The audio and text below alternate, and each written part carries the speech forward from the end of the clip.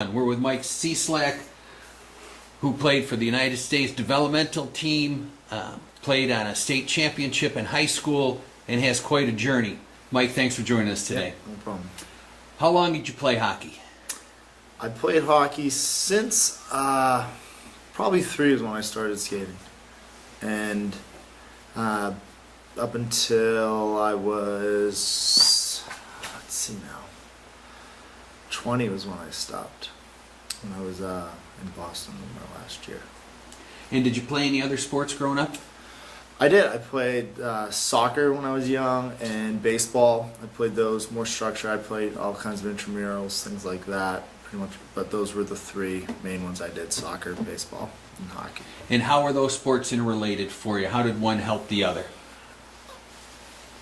I would say very similar training as far as baseball and hockey were probably my 2 favorite ones, but same muscle groups, a lot of the same exercise I was doing. I didn't do really any training for baseball or soccer just because, one, I was too young. I think I stopped playing baseball when I was 16, and I kind of stopped playing soccer when I was 14, mainly because of time.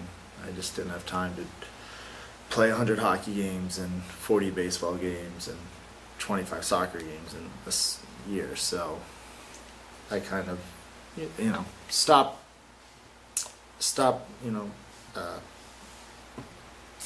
singled out those sports that I wasn't into. First was soccer and baseball.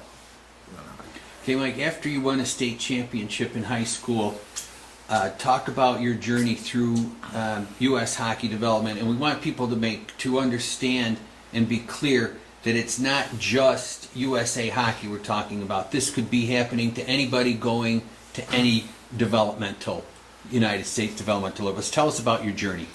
Well, it was actually Deerfield Academy was at the state championship game, and they were talking to 2 of my teammates, Brandon Nunn and Ryan Flanagan, and that was kind of when everything really started. Was that March? We won the state championships in early March.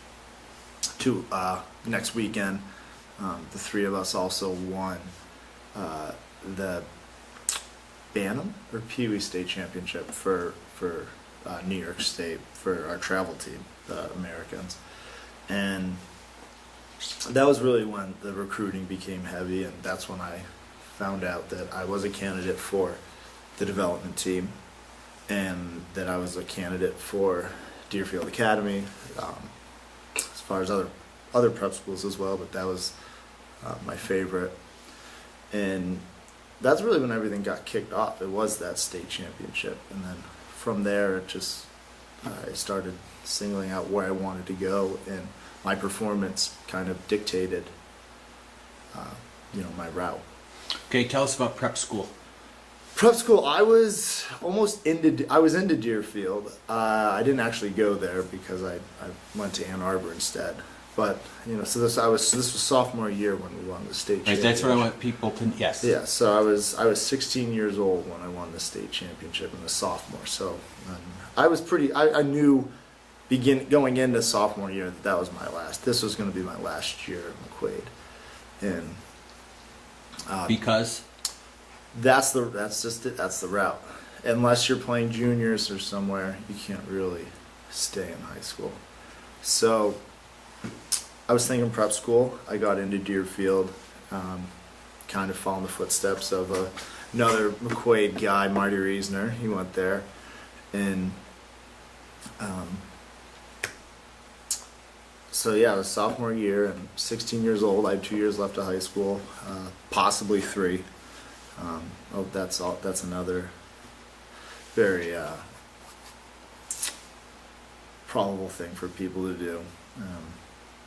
So sophomore year, and I was being recruited by Deerfield. I drove down with my mom. We spent a day there with the coach. It was very similar to any college visit that you want to talk about, minus the scholarships, obviously, but it's the same deal. They talk about your classes, what you're going to be doing, where you're going to be living, and I had to take placement exams.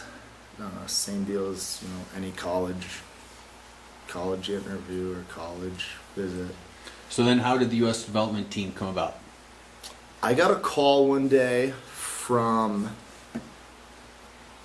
I forget his name, Ken Martell was his name. Ken Martell is the scouting director for USA Hockey, all of USA Hockey, not just the development team, but junior national team, and I believe even the men's national team that competes in the World Championships. And he said that you're a candidate for the U18 team or the U17, the program, and it's about the same time they were called family advisors, who were potentially wannabe agents. So I had one guy who was pushing me to the OHL at the time. He wanted me to go get pro so he could get a few bucks.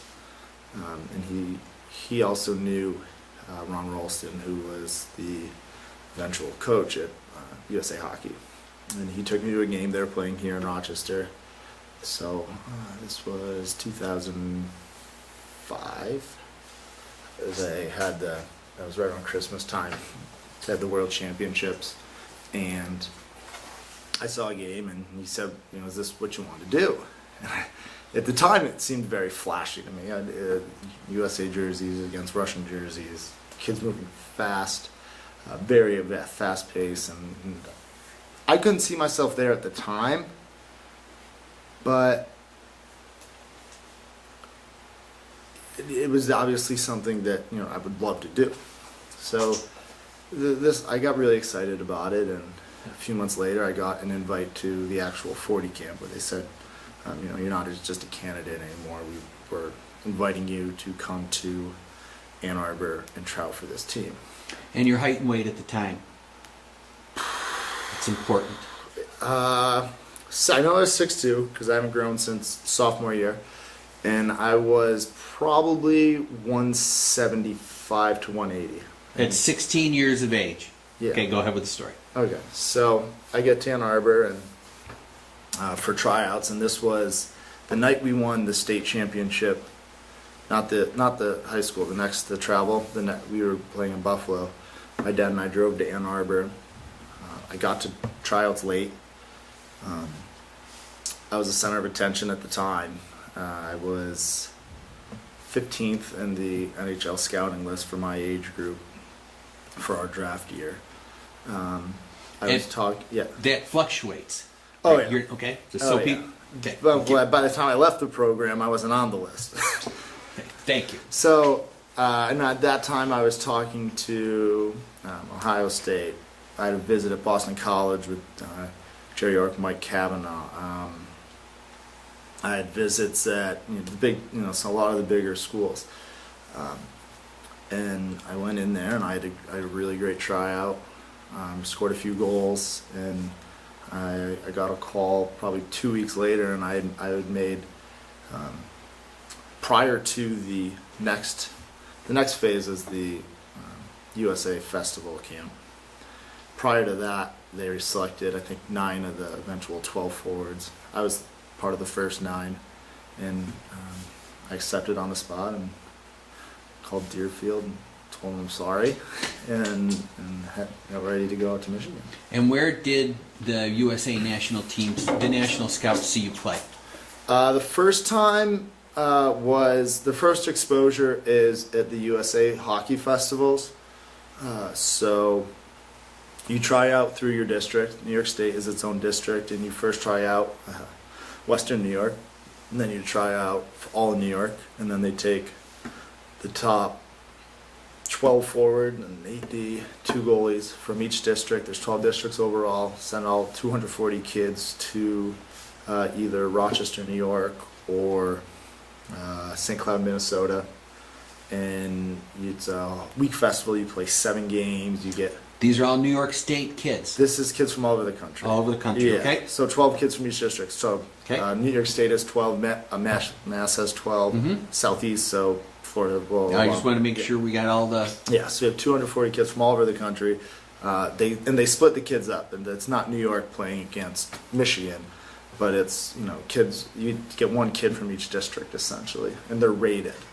So They want great competition. yeah, it's like I was number 8. So that's the top forward. So you get the New York top forward, and this number 9, who would be the second forward from some other state, and so all the teams seem to be even, and that starts at 14. And there's 4 years of that: 14, 15, 16, 17. 14's the first year, and that's really the first exposure. They don't contact you at that time. I didn't even know the team existed at that time, but you go and compete in them, and colleges are there, prep schools are there. All the coaches are or most of the coaches there are either Coach Wilson had a team, I think, one year. They're either ex-NHL guys. Chelios has just guys who are a part of USA Hockey that want to help out, but are important. So that's really the first time you get into the rungs of USA Hockey, is through those festivals. Okay, so now you're on the team. Tell us about the talent that you're surrounded by, because quite frankly, as you said, you're going in, you're ranked 15, and now you're really seeing the cream of the crop. It's not high school, it's not, say, a game you went to watch at Deerfield. These are the cream of the crop. What was the eye-opener for you? The first eye-opener was when I first got benched. They talk about battling adversity, but you don't really, it doesn't really hit you until that actually happens. And when I was there, I felt I was in a good spot. I knew that I didn't take those rankings for much of anything. I knew that there were a ton of guys there who had just as much, if not more, skill than me. But at that time, I didn't realize how much intangibles were involved. That just... What are those intangibles, Mike? Look at him smile. Look at the life lessons. This is one of the top hockey players to ever come out of Rochester. Go. Character is probably, I would say, is the top one. The ability to handle adversity and Cope. Yeah, not let it get to you is, I think, one of the biggest quotes I've ever heard, and I still react to it today, is life's 99.9%, or 1% what happens to you and 99% how you react to it. I agree with that 100%. So character's big. Passion is another huge one. You don't know. You can think you love something, but until you're put in an extremely difficult situation. With a lot of talent. Let's make sure this is as high a level as you can get for your age group in amateur hockey. Yeah, it is. And so, and even then, you can be in a place and not realize how much you love or don't love something. Those were the two that probably related most directly to me. I think what other guys might say is work ethic. People call it a more of a tangible, but it isn't. It is an intangible. It's not everybody has it. Yeah, it's a set of a bunch of other things. So right, it's really values. Right, and it's honor, and it's a whole bunch of things in this commitment. So you're in a team where you're all trying to get, and most of you will. Let's be blunt. We'll get to the next level. That's the cream of the crop. But there is a sense of how important it is when you get benched, when you not get benched, that you improve with your teammates as a teammate and not an individual, correct? Yep. And how did that hit you in terms of, because at this point now, you realize you can play with them. That's not the problem. Mm-hmm. What becomes the intangible for people to know, for the kids to know, what you had to do, not to maintain, but then to excel? What were the sacrifices? Yeah, you can't take it personally. If you start beating yourself up, you've automatically just lost. You have to be extremely humble to be a pro athlete. Even if you can act like a complete jerk, but you do respect your teammates. some guys that I know. I don't want to say any names, Yeah. but they're in the NHL, and probably two of the best. I'd say they're going to be on the Olympic team together. And some people just say they're complete jerks, but they know, in a team standpoint, when they're on the ice, they know how to make everyone better around them. So it's not about how you act; it's how you play. So if you're a nice guy, you might not play like a nice guy. You might not make everyone around you better, and that's really the secret. Is you have to be able to make your teammates better. So when something bad happens, don't start beating yourself up and start thinking about, what am I going to do next.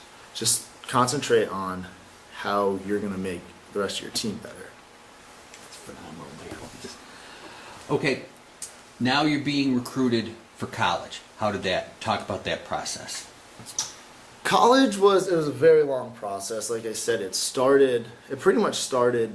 But from the team now. Now you're on the team. Okay, so I'm on the team. So when I was on the team, immediately letters start pouring in from everyone. You get business cards from everyone. I think I. And you're going to be recruited if you're that good as you were by many. You're not just going to get one off. Exactly. Go ahead. Yes, you're gonna. Yeah, it's If you're that good, the offers come.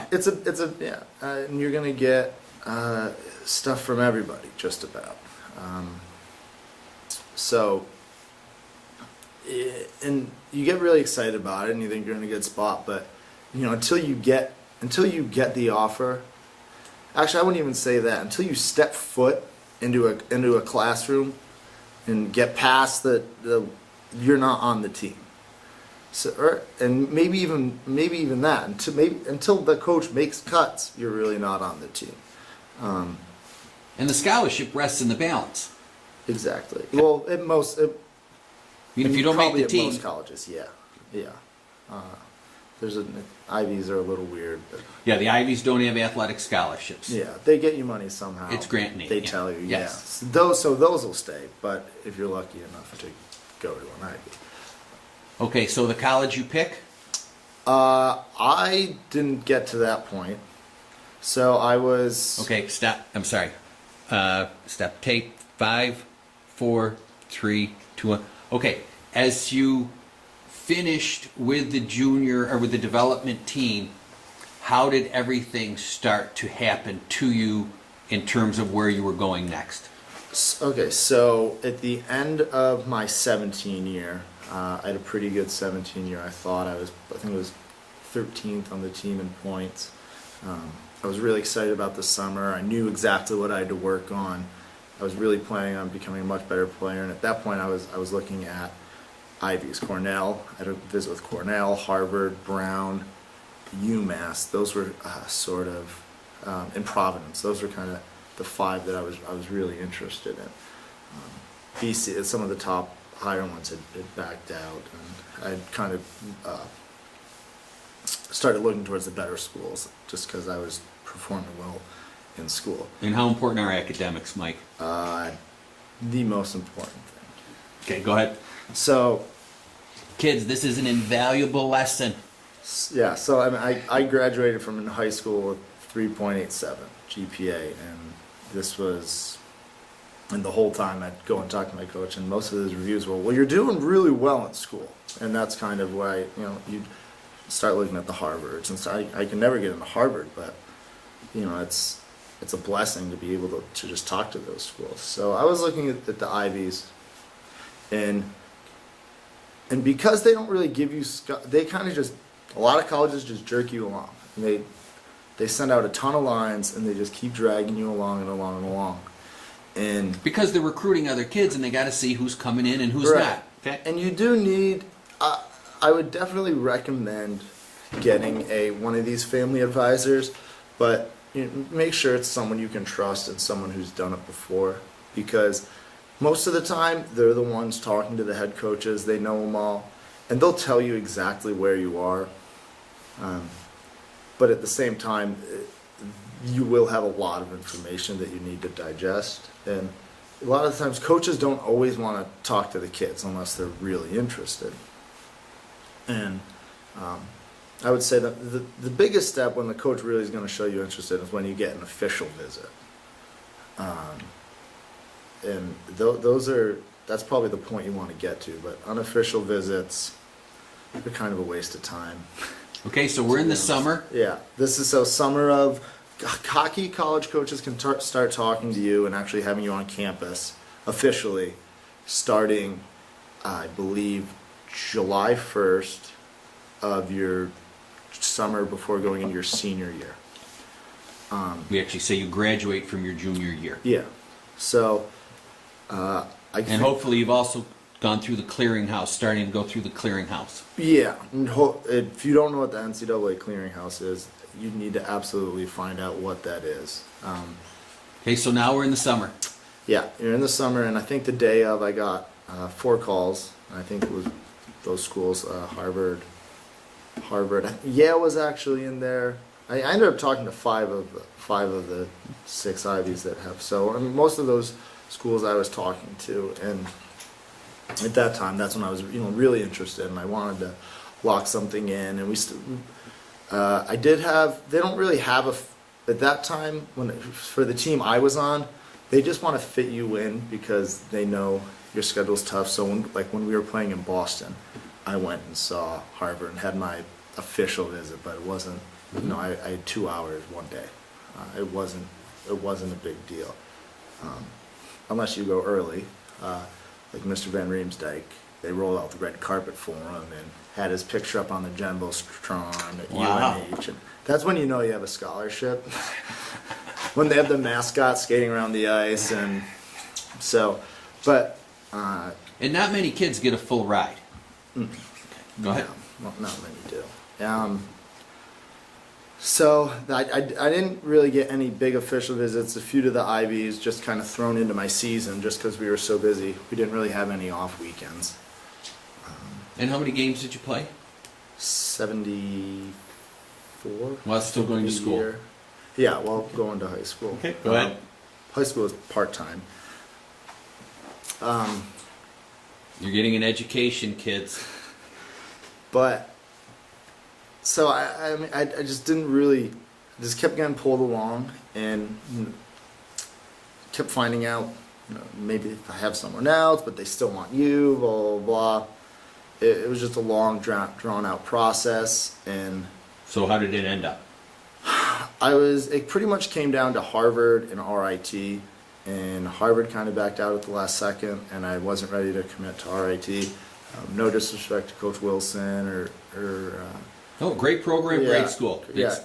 It's the journey, people. It's not for everybody. You have to understand what Mike is telling you. Go I ahead. mean, those guys are great. I didn't feel comfortable at that age on a team of a lot of older guys, and I just wasn't that interested in the school. And again, no disrespect to RIT, but I just wasn't really interested in any of the programs. And the school they is the had. most important fit for It an is. athlete. Yeah, absolutely. So I decided to take a year off, and at which point I thought I was going to be going to Indianapolis to play for the Indiana Ice. And at this point, you're not getting paid, but everything's a business. And long story short, team bought my rights. I went down there, and they cut me 2 weeks or 10 days into training camp. Really no reason, didn't tell me anything. Couldn't go play in the USHL. Because? That I'm a little cloudy on. I think it's just because they weren't willing to give my rights to Sign the someone rights else. over. Okay, go So ahead, yep. they had them, but they didn't want me on the team. But I couldn't go play. They said I could go play in the USHL, which is what I was just doing in Ann Arbor. Okay, so then what happened? I went to the. I made a really fast decision. I shouldn't have.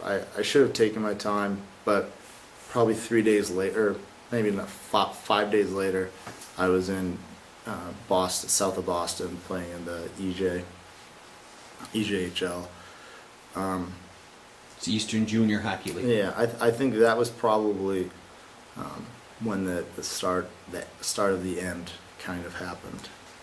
And what did you, as a teenager who had been built up and had played on that elite junior national team, How did things start to not make sense to you in terms of how that whole process was evolving? Like, what were you questioning? Well, when I was in Ann Arbor, everything was making sense. That was the best experience of my life. I'll never forget anything that happened there. Just growing as a person, seeing the world, playing in such a competitive level every single day. It's not just the games, it's practice. And it's not just practice, it's the workout room. And literally every second of every day you're being dissected by someone or something. You never know who's watching. Yeah, and it's extremely stressful, and but it still seemed right when I was in Ann Arbor. Everything, I seemed to like what I was doing, and maybe it was just because I never really thought about it because I didn't have time. I was kind of a robot. I had my task at hand, and I knew exactly what I had to do, so I went to do it. But it was really when I left and I was in Boston and I was unhappy. That was kind of when everything started to just kind of unravel. The fact that I was living the dream, as people like to say. You know, I was playing in the EJ and away from home and having fun. It wasn't that fun. And that was kind of when everything started to unravel. And how important is having fun? I would say it's probably number one. As long as that, having fun, and then being able to learn about yourself, I would say, I think they're right there together. And I think that you kind of learn through having fun. But one thing that I would criticize about a lot of youth coaches is they're teaching you the fundamentals, but at the same time they're trying to pick you up when you don't succeed. They say it's okay, or you'll get it next time. They don't tell you how to learn from your mistakes. So they don't take you aside and say, listen, you struck out because your left knee was because you stepped too far forward or something. There's not a lot of that in coaching, and they don't get on you enough. They just say it's okay, go sit down, because if they yell at you, someone will be in the coach's face or whatever.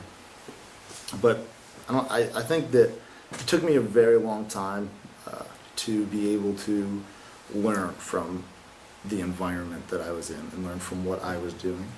And I think that was probably why when I first got benched that it was so disastrous, was because I wasn't able to learn from it. I didn't think, a lot of times I was being benched and I didn't know what I was doing wrong. So I just assumed that the coach hated me, or I wasn't getting a fair shot, and I'd get pissed. And It was never your fault. Because, bluntly, as you went up, you'd always been successful.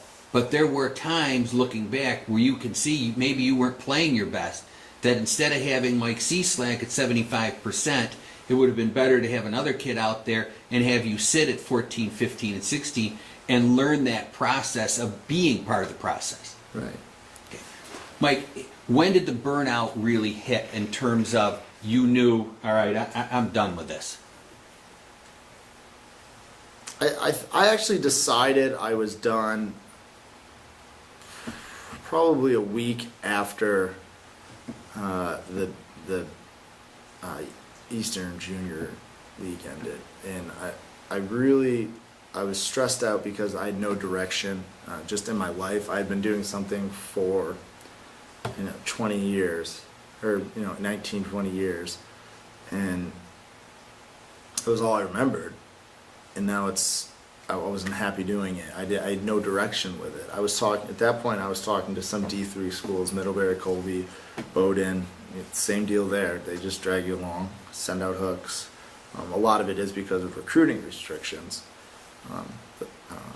So another thing that I would advise kids to do is learn about recruiting, because if you learn the incentives of coaches and they're all set by the rules that they have to follow, you'll have a better shot at making a good decision at the right time. That's phenomenal, Michael. All right. Even though hockey, it didn't work out, let's just say, and again, I'm old, but let's just say we were going to get together, and it doesn't even have to be hockey, and just play a pickup game. Baseball, hockey, just go have fun.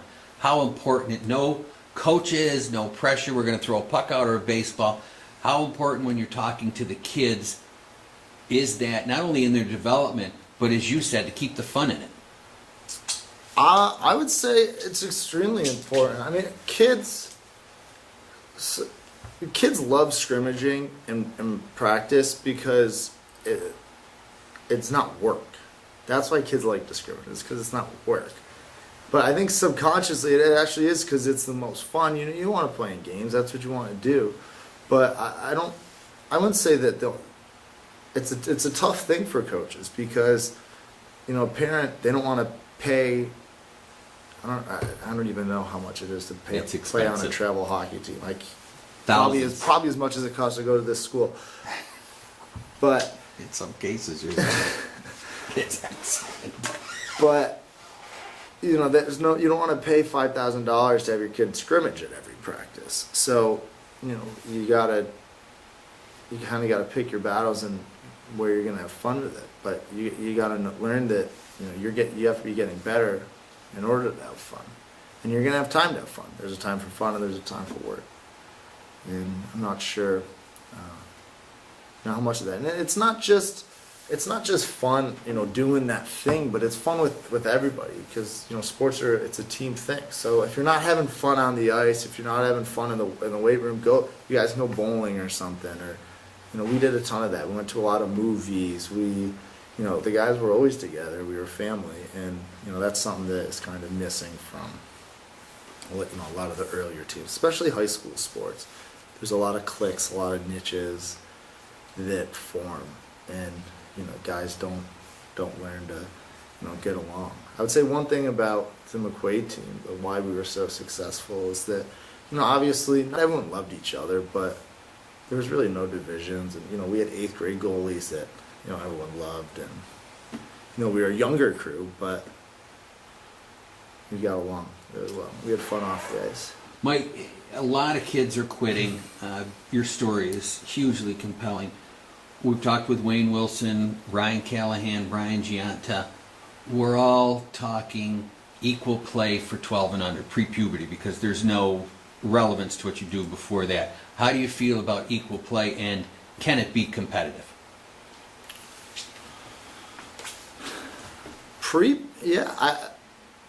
I would think so. It's tough for me to say. I haven't looked into it enough. I don't even remember when I was 12. But I wasn't the best player on my team until I was maybe 14 or 15 or 16. So again, if it weren't for equal play, I probably wouldn't be where I am right now, or where I ever got to. And I know that a lot of my coaches, except for the big games maybe, it's pretty much equal play. I forget which age I actually started playing travel, and that's when I would say where equal play sort of stopped. But it really, it wasn't like there's a power play unit and a penalty kill unit. It was just maybe at the end of the game, maybe he'd put out some different guys, which I would still consider that equal play. So from your experience, you're youth sports commissioner, not just hockey, youth sports commissioner in the United States. 2 changes, 2 things from your journey that you would like to see different in youth sports. Not necessarily because you're not into it right now, but from your journey, what you would like to, what you would like to pass on. Yeah, I think one thing is better coaching qualification. Maybe just getting guys that maybe aren't necessarily going to teach the game, but teach the kids to learn more. Teach the kids to learn and teach the kids to be part of a team and be part Life of skills. Yeah. Balanced excellence. Yeah. So, and then second one would be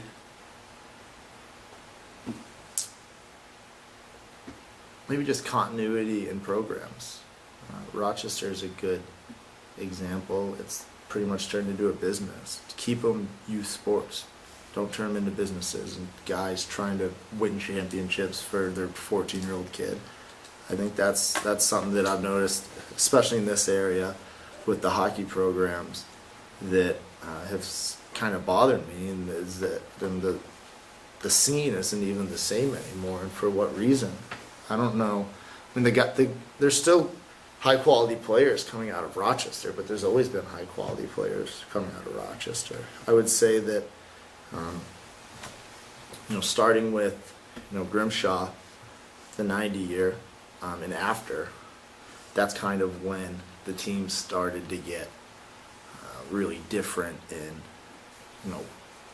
different team names for different age groups and junior. I don't even know. But before that, it was pretty much Rochester, Monroe County, and Parenton.